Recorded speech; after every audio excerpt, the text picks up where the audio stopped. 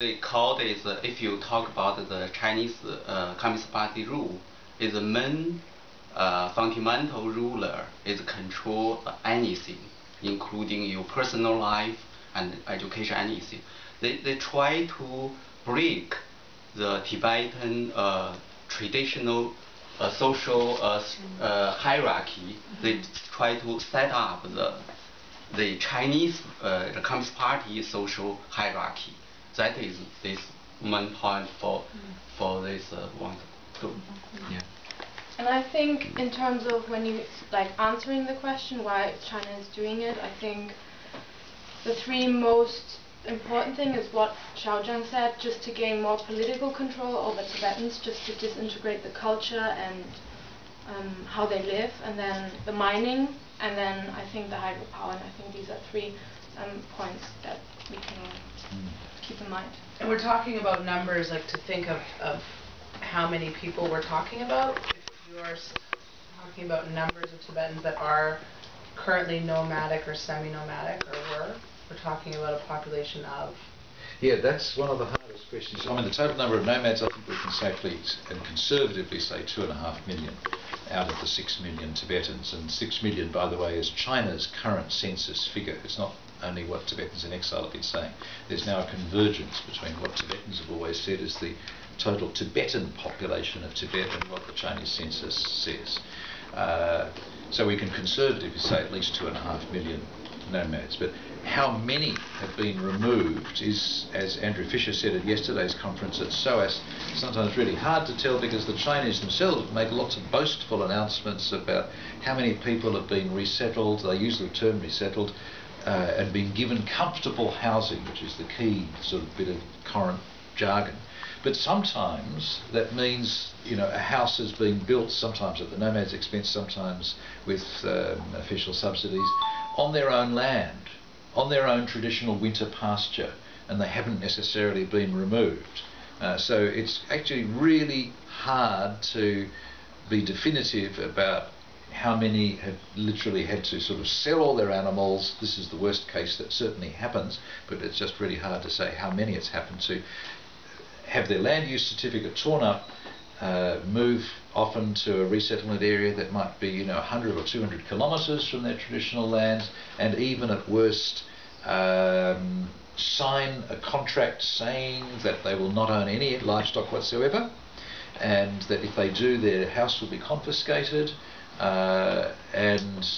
Sometimes the conditions imposed on them are really, really tough.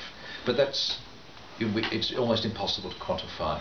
And Tendola was asking me the same thing while the little workshops were going on.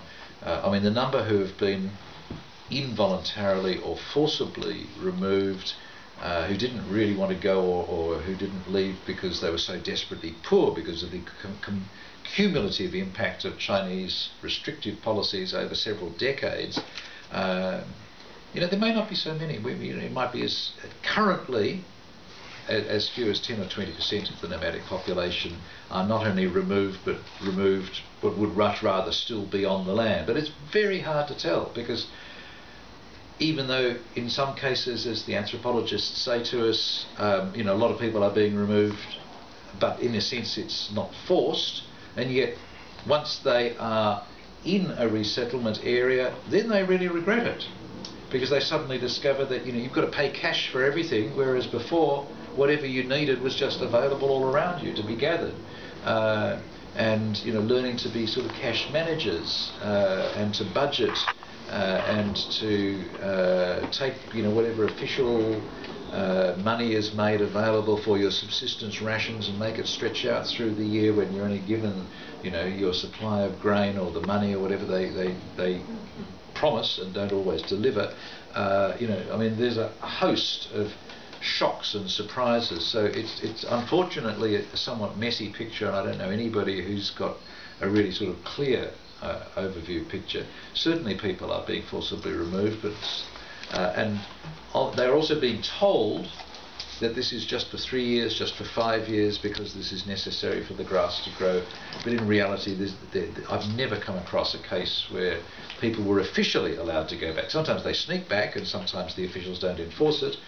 because the local officials are Tibetan and they have some sympathy with the people who have to go, but the bottom line is the cadres who are Tibetan still have to fulfill a quota and be able to report to the higher levels that, well, you told us to remove 20% of the people in this county, and they have been removed.